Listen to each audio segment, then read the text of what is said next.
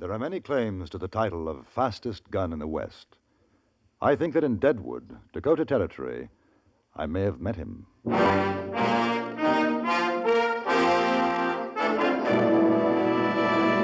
Frontier Gentlemen.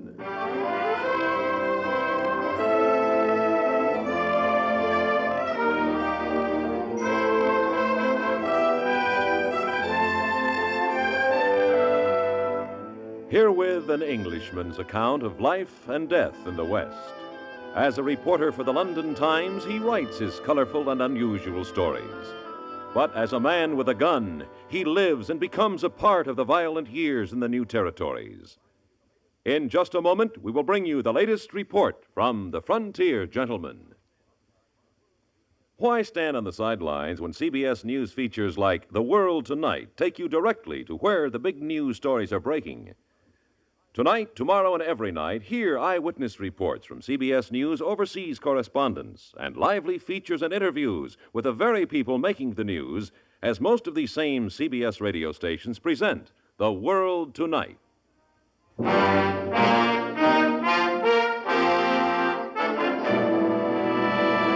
Now, starring John Daner, this is the story of J.B. Kendall, Frontier Gentleman.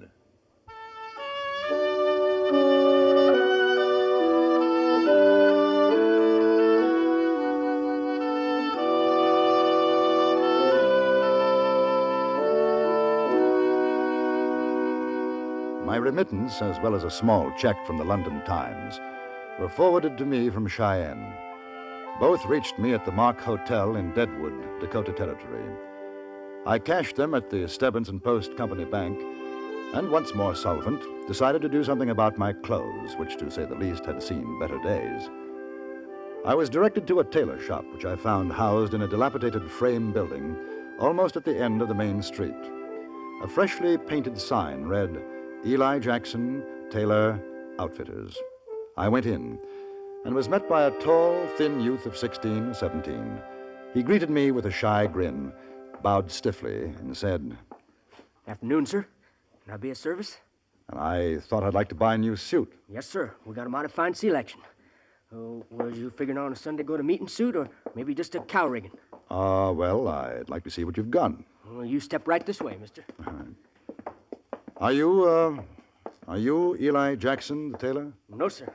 I'm his son, Dick. Pa's up the street for a few minutes, but he'll be right back. I guess maybe you want to wait for him? Well, as a matter of fact, I was thinking of having a suit made. Oh, sure. Pa'll fix you up just fine. He's the best tailor in these parts. You want to take a seat? Wait. It'll only be a couple of minutes for sure. All right. You live here in Deadwood, mister? I've been here about a week. Well, now ain't that something? Me and my mom and pa, we got in a week back, too. I guess you can see there's some fixing up to do here. Wasn't much of a place when we moved in, but as soon as we get her straightened around, she'll be the finest store in Dakota. We live in the back. Where do you come from? Oklahoma Territory. Pa heard about the gold strikes in the Black Hills, and he says with all them folks coming into Deadwood, there's a regular gold mine in tailoring.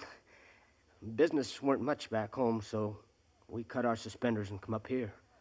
Sure is a wild, woolly town, ain't it? A fair description. You mind my asking, mister, what kind of shooting iron is that? Colt 44. How you like it? Well, it's a good gun, serviceable. I never used one of them. I'd sure admire to shoot one, though. Well... I got me 2 old Remington 46s Uncle Amos left 'em me. But sure is a mess of trouble finding cartridges for 'em. Used to be cap and ball, you know. Oh. Yeah, and then they fixed 'em up to shoot rimfire. Say, I still got a few rounds left. Would you like to take a couple of shots? Oh, well, I'm not very... I got a target set up in the back, then maybe... maybe you could give me a turn with yours? All right. Come on, Pa. They don't take to my practicing like I do, but I tell 'em man's got to keep his handy, and ain't that so? And I suppose it rather depends what you're practicing for. Well, I ain't practicing to be no short trigger man, mister. Mr. Kendall. Mr. Kendall? But like Uncle Amos used to say, if there's going to be a corpse and cartridge occasion, it's best you learn to roll your gun first. Either that or stay out of the way of corpse and cartridge occasions. That ain't always so easy. Uncle Amos, he got himself dry gulched back in Oklahoma. He sure was a peaceable man, too. All right, keep him hanging in here. Ma won't let me keep no guns in my room. You know how women are. Yes, I know. Those are pretty hefty guns. Yeah, but they got real smart balance. Action's smoothed down just fine, too. Now, target's over there. You want to try her out? Oh, yes, I'd like to. I do my practice from here. I paste it off about 25 feet. Well, from the looks of it, you're quite a shot. Well, I can do better, Mr. Kendall. Right now, I'm working on my draw. It's still a mite slow. Did you put those shots in the bullseye from a draw? Oh, sure. From the hip, or did you take time to aim? Oh, from the hip, but I figure I'm still taking too much time. Oh, no. They say accuracy is more important than speed. Those are rather old models you're using, you know. Well, I'd sure like to see you try that 44 of yours. Maybe I could learn something. No, not much from me, I'm afraid. I'll have a go. Here, hold your guns. Yes, sir. Now. All right. You say the word. I'll draw. Ready? Now.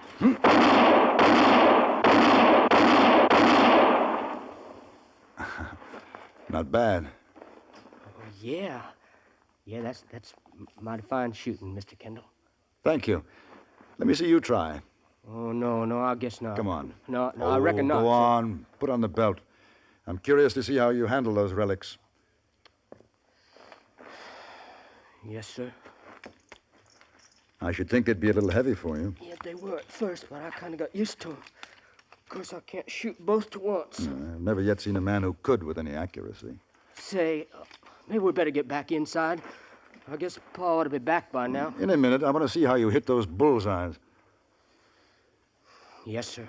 Ready? Yes, sir. All right. Now you draw when I say the word. Draw.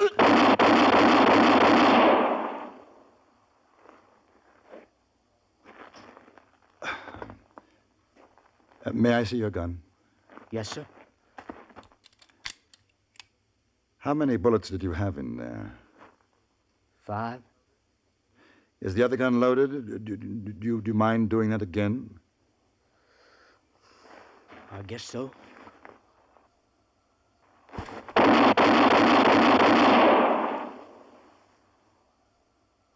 Good Lord.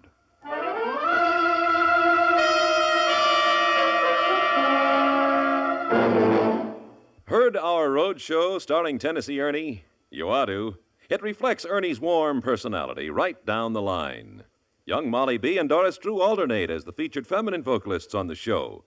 Join us on most of these same stations tomorrow for CBS Radio's easygoing road show starring Tennessee Ernie.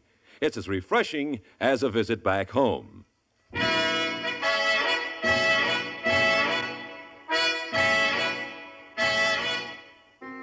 It was the most unbelievable thing I'd ever seen. Twice, in a little more than 1 second, this boy had drawn, fanned the hammers of his ancient guns, and put 5 bullets in a 6-inch circle from a distance of 25 feet. Now he stood, eyes downcast, obviously uncomfortable.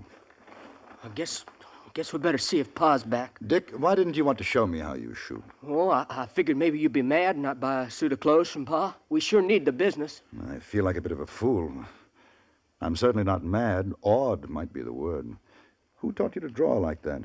Uncle Amos? He must have been quite handy with a gun himself. Oh, he was good. But he said I was better. He'd have his bristles up right now if he'd seen me showing off to you. Uncle Amos always said, never show a man your draw unless you mean it, because someday you might have to throw down with him. Now, you listen to me, young friend. You'll never have to worry about that with me. I have no wish to commit suicide. Dick, where are you? Dick! Out back, Ma? Come inside, quick. Your pa's been hurt. Huh? What's the matter? Pa? It's all right, boy. Pa? It's all right. Help me get him laid down on the sofa, son. Let me help. Who are you? He's Mr. Kendall, Pa. Came in for to buy some clothes. Easy now. Put your weight on me. What happened? What happened, Ma? Hush up, Dick. Doctor should be along directly, Eli. Now you rest comfortable. Is it still bleeding? I guess so. Ma? You've been shot. Miss Jackson, get some clean rags. Tear up her shirt. We've got to stop the bleeding. Yes. Pa? Now, Pa! don't you get to fretting, boy. This looks worse than it is. I ain't gonna die. Dick, help me get his jacket off. Yes, sir. Pa? Pa? He's dead, mister. He's fainted. Get some water on to boil. The doctor will need it when he takes out the bullet. You sure he ain't dead? I tell you, he's fainted. Now do as you're told.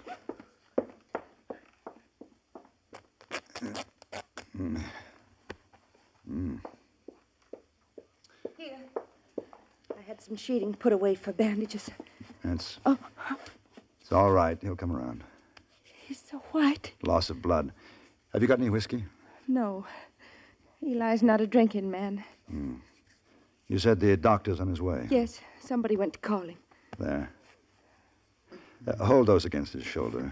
It ought to stop the bleeding. Oh, yes. No, don't try to move, Mr. Jackson. Lie back, dear. I feel some better. I guess I went off for a couple of minutes. I'm truly thankful for your help, mister. It's all right. Afraid you're going to have to wait a bit for your suit, though, less than you're willing to wear ready-made. Don't worry about that. Just lie quietly. That fella, he had no cause, Paul. I know, dear, I Ought to know. be against the law. Man's got no right. How did it happen, Mrs. Jackson? Well, we'd gone to the warehouse to get some bolts of cloth. A couple of drunks come out of Gerber's saloon, start shooting and deviling around.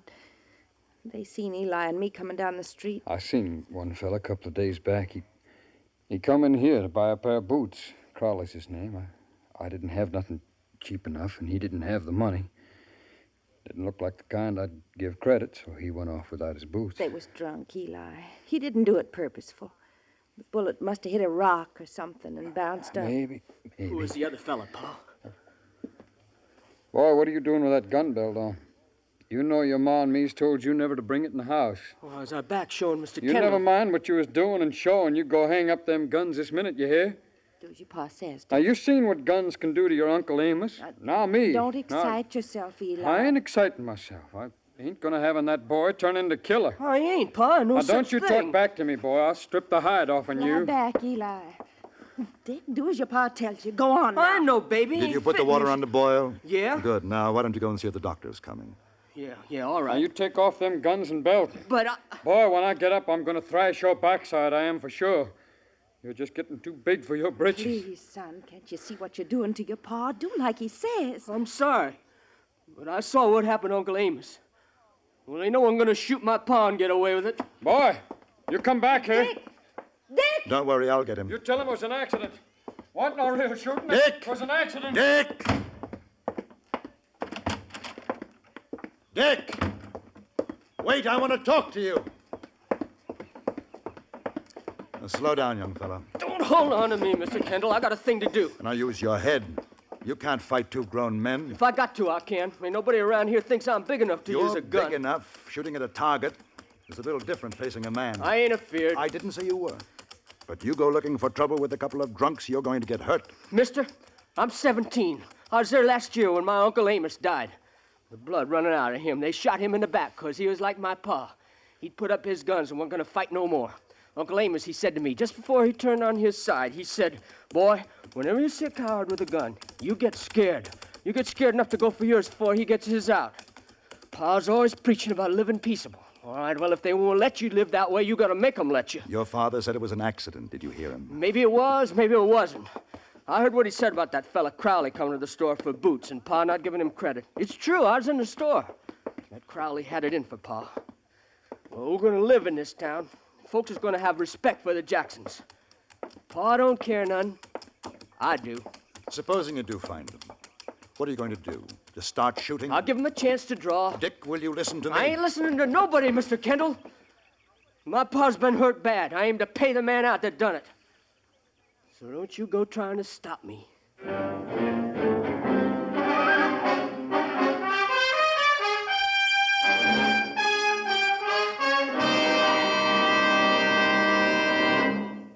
Who says you can't be in and out at the same time? Every Monday through Friday on CBS Radio's House Party, Art Linkletter invites you out right in your own home, office, or car. House Party is just what the name implies. It's loaded with fun and surprises. It's one place you can be sure you'll meet new and exciting people. Remember, CBS Radio's House Party is a standing invitation to a good time. It's yours for the listening 5 times a week on most of these same stations.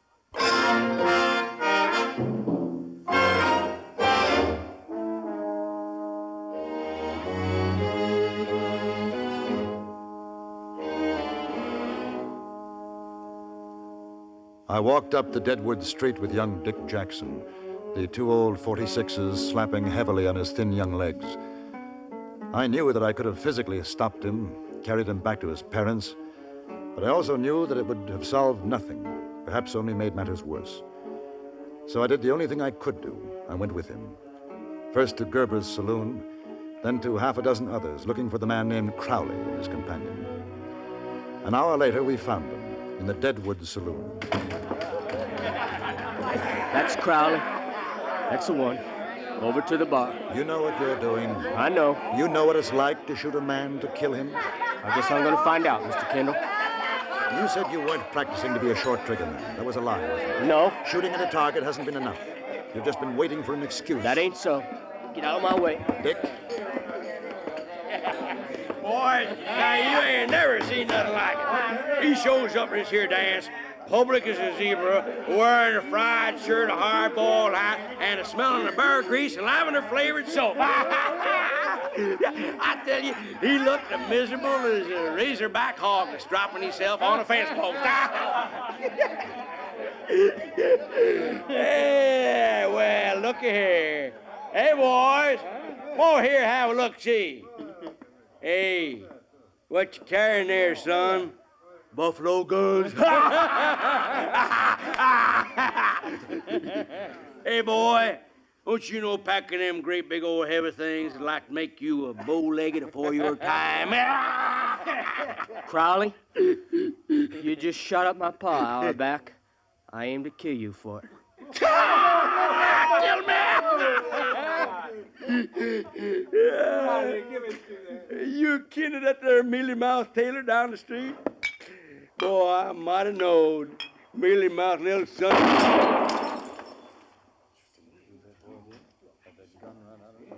Mr. Crowley, I'm going to put my gun back now. Next time I unshuck it, you better draw your own self, 'cause I ain't going to be doing no fancy trick shooting a glass out of your hand. I'm going to kill you. Boy, you sure are fast, that's for sure. Yeah, but you just a kid. Now, I ain't got no quarrel with no kid. You gunned my pa. Oh, no, that there was an accident. Me and Loby here, we was just having some fun, and your pa, well, he come waltzing up with the missus, and he kind of got in the way of a bullet is all. It wasn't nobody's fault. You gonna draw? Loby, you tell the kid, ain't it the truth? Sure it did. Didn't mean no harm. Mister, you with the kid here? yes. Well, you get him out of here, huh? No, I don't think so. I want to see his face when he kills you. You loco. I'm a newspaper man. It's my job to write about such things. The birth of a killer. He can draw and empty his gun before you can even get yours out, Crowley. He knows it, too. That's why he's going to be a very important killer. He might even be as famous as Billy the Kid. Go for your gun, Crowley. He's waiting. He wants the excuse to see you die.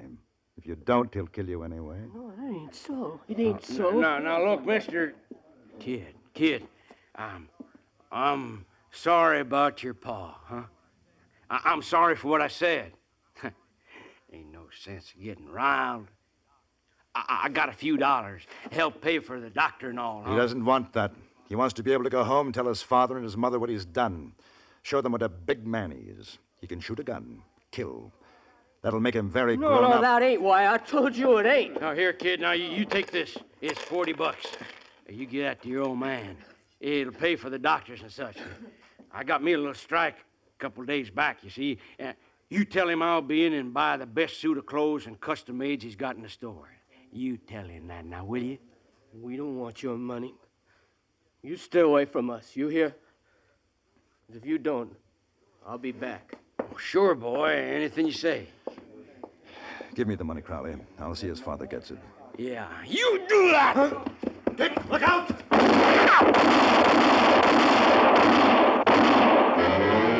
Crowley had pushed me off balance and had gone for his gun. The boy was at the door, 20 feet away, his back turned. Crowley fired, and in that same instant, Dick whirled and shot back. He shattered a bottle on the bar. Both had missed. I was only 6 feet away. My 2 bullets took away half of Crowley's face. I took the boy back to his father's place. The doctor had removed the piece of lead in Eli Jackson's shoulder, and he was resting more comfortably. Well, I'm glad you found him, Mr. Kendall, before there was any trouble. There was trouble, Mr. Jackson, but it wasn't his fault. He didn't do any shooting. No, he didn't kill anybody. He didn't hurt anybody. Dad, I want you to take Uncle Amos' guns. Sell them. I don't want them. No guns. Ever. Shucks, boy. I couldn't get 2 bits on them old things. You figure you've had enough play out of them. You just hang them up. Show them to your grandchildren someday. Yeah.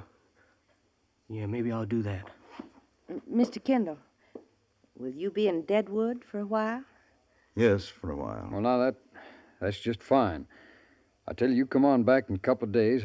I'll be up and around, and I'd sure like to make you a fine suit of clothes. Thank you. I will.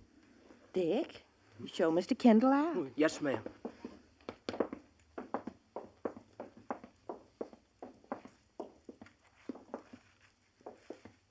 Mr. Kendall, I'm sorry. It's all right. I might have been killed. You might. You was right about shooting a man being different from a target. I could shoot the glass out of his hand because I knew that didn't mean nothing.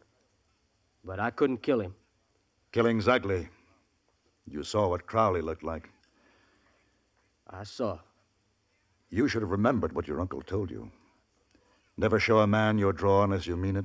Someday you might have to throw down with him. I'm sorry I didn't remember it. But I won't need to again. I promise you, Mr. Kendall. Well, I'll take your word for it, Dick.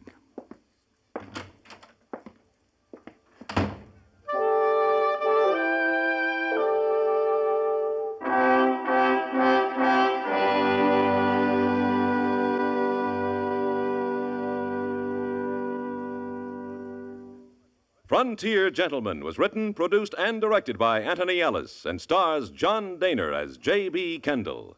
Featured in the cast were Virginia Gregg, Eddie Firestone, Stacey Harris, Jack Crucian, and Ben Wright.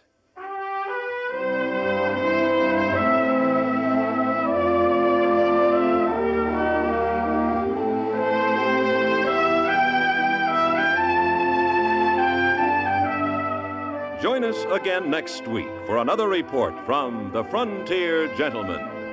Bud Sewell speaking.